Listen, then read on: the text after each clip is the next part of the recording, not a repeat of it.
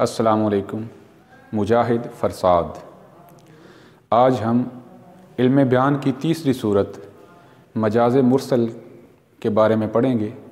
مجاز مرسل کیا ہے، مجاز مرسل اور استعارہ میں کیا فرق ہے، اور مجاز مرسل کی اہم صورتیں کون کون سی ہیں۔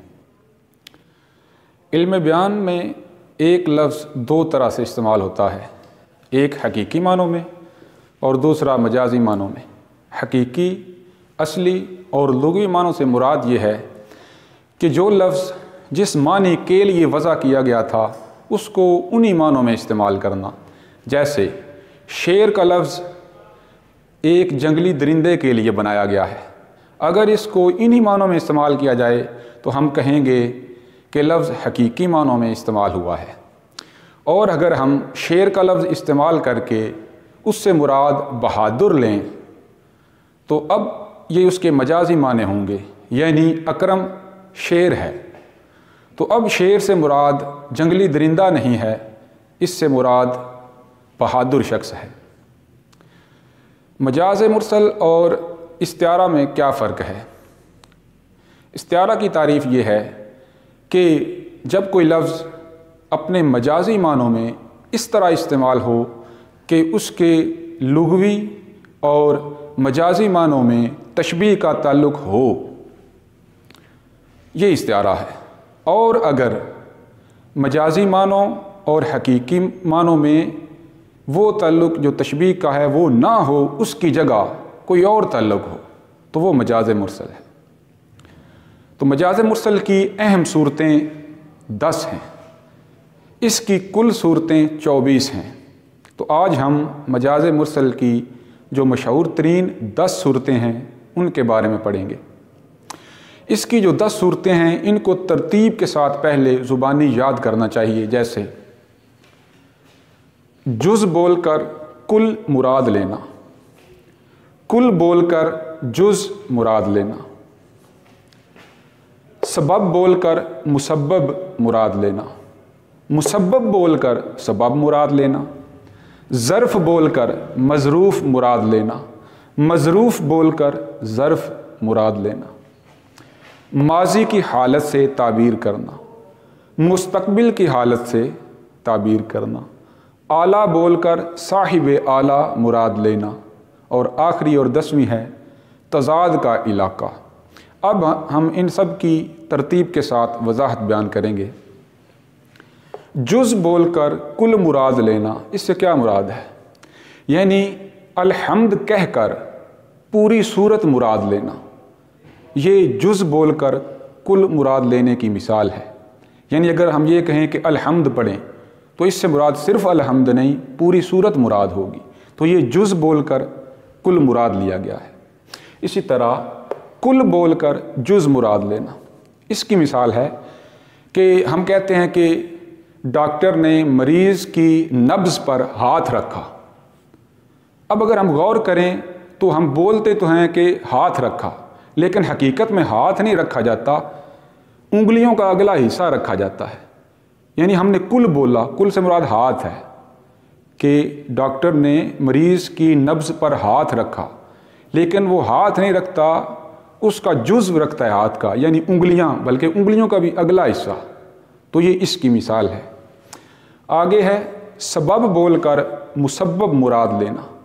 مسبب سے مراد ہے نتیجہ، یعنی وجہ بول کر اس کا جو نتیجہ آگے حاصل ہوتا ہے وہ مراد لینا۔ اس کی مثال ہے آج بادل خوب برسا۔ حالانکہ بادل نہیں برسا، پانی برسا ہے، لیکن بادل اس کا سبب تھا پانی برسنے کا۔ آج بادل خوب برسا، اس میں جو بادل ہے وہ سبب ہے، ہم نے سبب بولا ہے بادل، ہم نے یہ نہیں کہا کہ پانی برسا، ہم نے کہا آج بادل خوب برسا، یعنی سبب ہے، بادل سبب ہے، حقیقت میں پانی برسا تھا۔ پھر ہے مسبب بول کر سبب مراد لینا، یعنی نتیجہ پہلے بولنا۔ آگ جل رہی ہے، حقیقت میں آگ نہیں جل رہی، لکڑیاں جل رہی ہیں، ایندھن جل رہا ہے، ہم نے نتیجہ پہلے بول لیا، مسبب بول کر سبب مراد لیا۔ یعنی آگ جل رہی ہے، تو حقیقت میں آگ نہیں جلتی بلکہ ایندھن جلتا ہے۔ ظرف بول کر مظروف مراد لینا۔ ظرف کیا ہے؟ یہاں ظرف سے مراد ہے برتن، یعنی ذکر برتن کا کیا جائے لیکن مراد برتن نہ ہو بلکہ برتن میں جو چیز ہے مظروف وہ مراد ہو۔ جیسے میں نے دودھ کا ایک گلاس پیا، اب میں نے گلاس نہیں پیا، میں نے دودھ پیا ہے۔ بات ہم کر رہے ہیں برتن کی، میں نے گلاس پیا، تو حقیقت میں گلاس نہیں پیا جاتا بلکہ جو کچھ اس میں ہوتا ہے مظروف وہ پیا جاتا ہے۔ بولا ہم نے کیا؟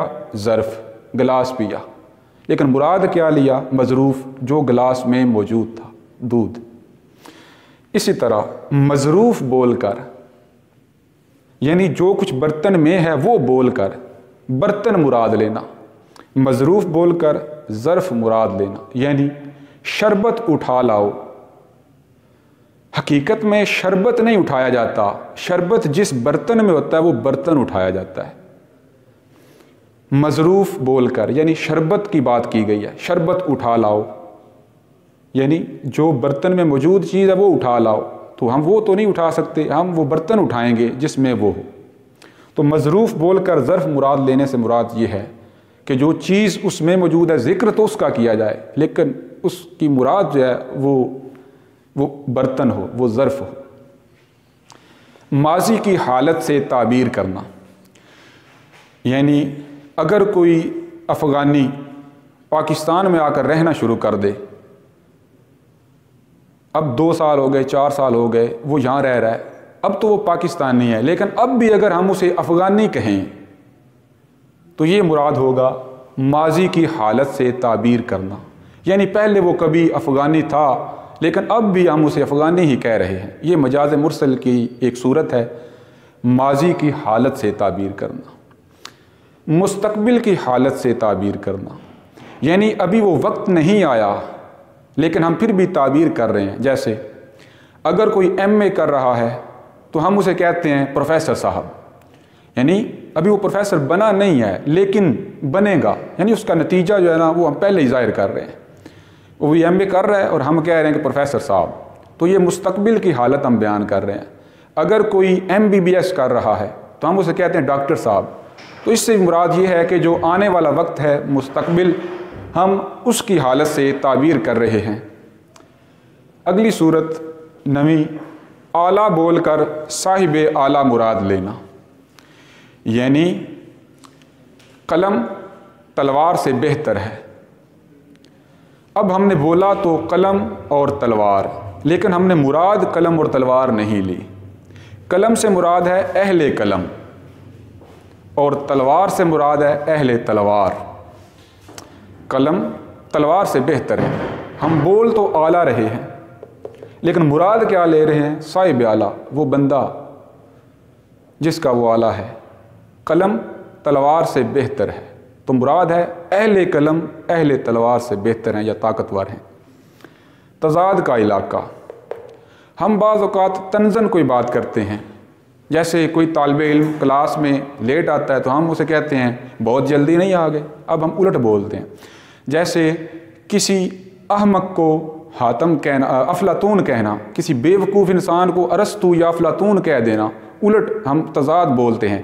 اور کسی بخیل کنجوس انسان کو حاتم کہہ دینا، جیسے مرزا غالب کا بھی شعر ہے کہ میرے قتل کے بعد اس نے جفا سے توبہ، ہائے اس زود پشیماں کا پشیماں ہونا، یعنی غالب زود پشیماں کہہ رہے ہیں کہ وہ جلدی پشیماں ہوا، لیکن حقیقت میں مراد وہ اس سے زود پشیماں نہیں لے رہے بلکہ دیر پشیماں لے رہے ہیں کہ اس نے تو میرے مرنے کے بعد ہی توبہ کی، یعنی وہ جلدی پشیماں نہ ہوا۔ بہت شکریہ۔